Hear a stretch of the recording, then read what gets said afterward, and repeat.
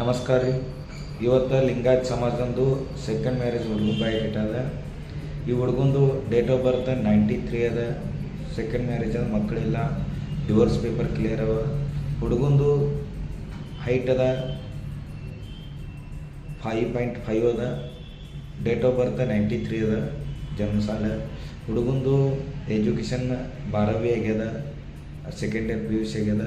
ಮತ್ತು ಹುಡುಗಂದು ನೌಕರಿ ಸೋಲಾಪುರ ಸಿಟಿದಾಗ ಅದ. ಮಂತ್ಲಿ ಪೇಮೆಂಟ್ ಅದ 20,000. ಹುಡುಗಂದು ಅಪ್ಪವ್ರಿಲ್ಲ, ಅವ್ರು ಹೌಸ್ ವೈಫ.